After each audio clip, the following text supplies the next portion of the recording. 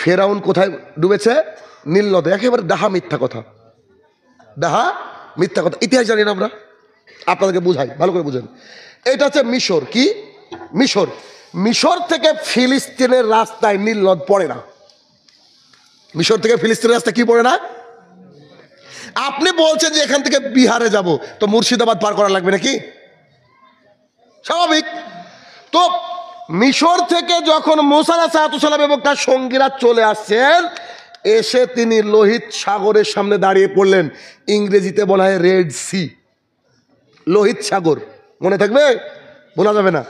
লোহিত সাগরের সামনে দাঁড়িয়ে যখন পড়লেন, তখন মুসার সঙ্গীরা বলছে, ও মুসা, আমরা তো ঘেরা পড়ে গেলাম, ওই দেখো দেখো পেছনে ফেরাউনের লোকজন, এবার আমাদেরকে হত্যা করবে। ডানে দেখছে ফেরাউনের লোক, বামে ফেরাউনের লোক, আর পেছনে ফেরাউনের লোক, আর সামনে হচ্ছে লোহিত সাগর। নীল নদ নয়, লোহিত সাগর, রেড সি। তখন তিনি চিৎকার দিয়ে বললেন, অসম্ভব, আমার আল্লাহ তাআলা আমাকে সাহায্য করবেন, নিশ্চিত আমার মাবুদ আমাকে সাহায্য করবেন, আমি আল্লাহর রহমত থেকে নিরাশ হই না।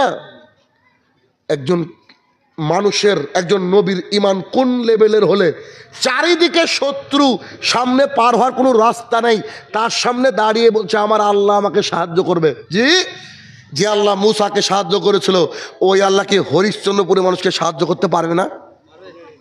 শুধু দরকার মুসার মতো ঈমান। কথা বোঝাতে পারছে কি? মুসার মতো ঈমান। মুসা বলছেন, অসম্ভব, ফেরাউন আমার ক্ষতি করতে পারবে না, আমার লোকজনের ক্ষতি করতে পারবে না, আমার আল্লাহ তাআলা আমাকে সাহায্য করবেনই করবে। তবে কি করে করবেন আমি জানি না। আল্লাহ সুবহানাহু ওয়া তাআলা আকাশ থেকে বলছে, মুসা, হাতে কি? তো লাঠি, মারো সমুদ্রে। তিনি সমুদ্রে মারলেন, দুই দিকের পানি পাহাড়ের মতো দাঁড়িয়ে গেল। পাহাড়ের মতো যখন পানি দাঁড়িয়ে গেল, তখন মুসা আলাইহিস সালাম এবং তার সঙ্গীরা পার হয়ে চলে গেলেন লোহিত সাগর। আর একবার, এটা হচ্ছে মিশর। এটা কি? মিশর। মিশর থেকে দীর্ঘ রাস্তা হাঁটার পরে কি পড়ছে?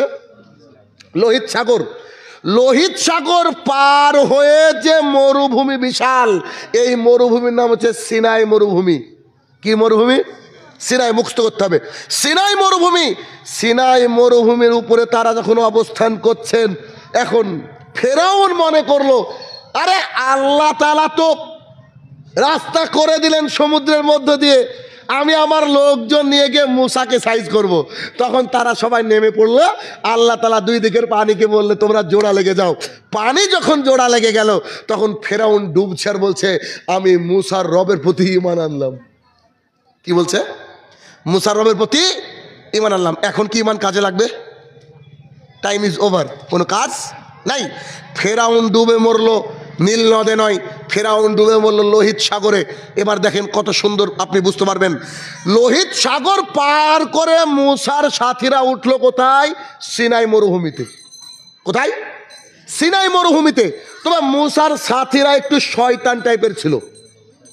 কথাটা শুনতে খারাপ লাগলে কথা সত্য। কেন? বারবার মুজিজা দেখেছে আল্লাহর তরফ থেকে, তারপরে একটু বিপদে পড়লে ওরা একটু মানে ঈমান তাদের কমে যেত, আর ওরা বলতো মনে হয় বিপদে পড়ে গেলাম। তিনারা তো উদ্ধার হলো। বলেন তো এটা কম বড় মুজিজা যে সমুদ্রের মধ্যে দিয়ে আল্লাহ রাস্তা করে দিয়েছে? পীর সাহেবের কোনো কেরামতি নাই, তারপরে পীর সাহেবের পেছনে আমরা ছুটে বেড়াই। একজন নবীর কত বড় আল্লাহ তাআলা মানে মুজিজা দেখে দিলেন।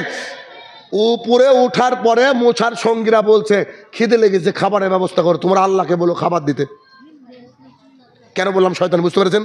সঙ্গী সাথীগুলা বেশিরভাগই খারাপ ছিল, প্রমাণ পাবেন, দেখেন তো।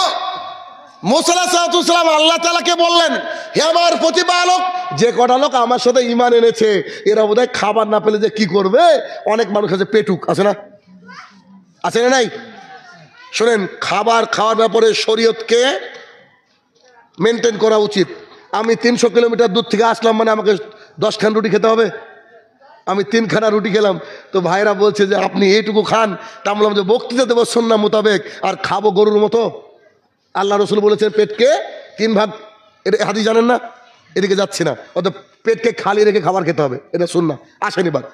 তখন আল্লাহ সুবহানাহু ওয়া তাআলার কাছে মূসা আলাইহিস সালাম কি করলেন? দোয়া করলেন, আল্লাহ হে আমার প্রতিপালক, আমাদের জন্য খাবারের ব্যবস্থা করেন না, আমাদের জন্য খাবারের ব্যবস্থা করেন না।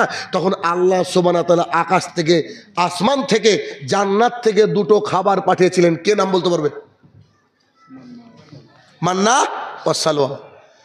ঐতিহাসিকগণ ব্যাখ্যা করছেন, মান্না ও সালোয়া হচ্ছে এক ধরনের পাখির কলিজা ভুনা বা গোস্ত, আর হচ্ছে আপনার ওই যে মাশরুম আছে এরকম কিছু, সোজা শর্টকাট কথা জান্নাতি খাবার।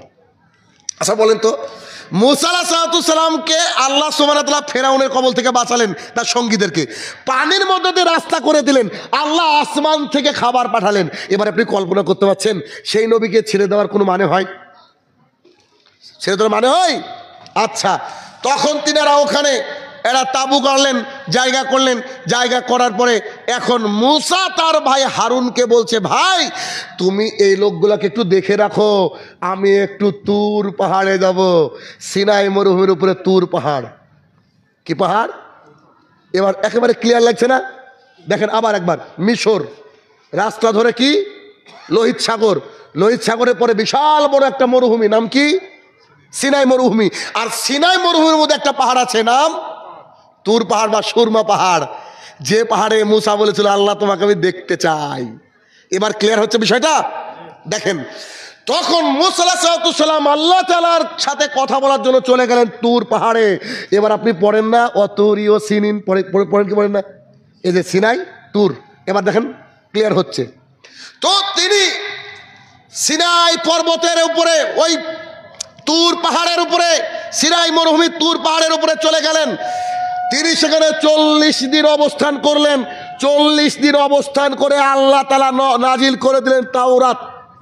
আমাদের যেমন কোরআন, আল্লাহ তাআলা আগেও গ্রন্থ নাজিল করেছেন, তাওরাত, জাবুর, ইনজিল, আর Quran is the final destination. এরপর আর কোনো কিতাব আসবে না।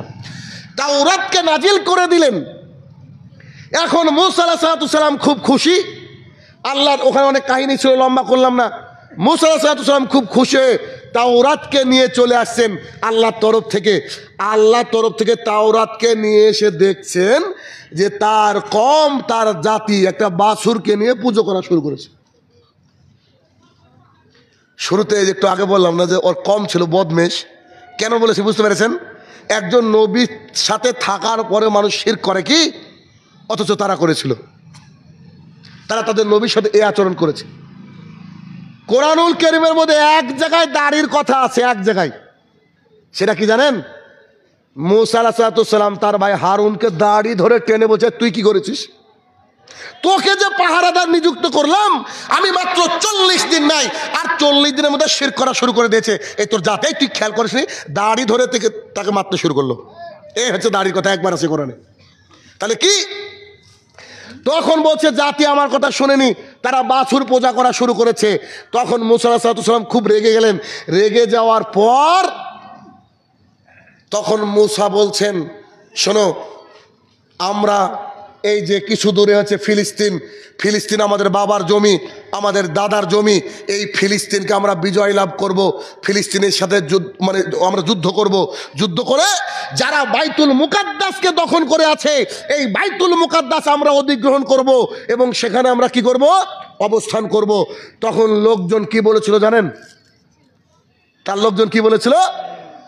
মূসার সাথীরা বলেছিল, আপনি আর আপনার আল্লাহ যুদ্ধ করেন গা। কি বলেছিল? বুঝতে পেরেছেন? আপনি আর আপনার আল্লাহ যুদ্ধ করেন গা, আমাদেরকে ডাকতে আসেন না। এইখানে মূসা আলাইহিস সালাম আল্লাহর দরবারে দোয়া করেছিলেন, আমি ফেলিওর, আমি আর পারলাম না। মানুষকে কতবার বোঝাই, আল্লাহ তুমি এবার দেখো। এই বক্তৃতার মধ্যে তিনাকে প্রশ্ন করা হয়েছিল পৃথিবীর সবচেয়ে বুদ্ধিমানকে, তিনি বলেছিলেন আমি তার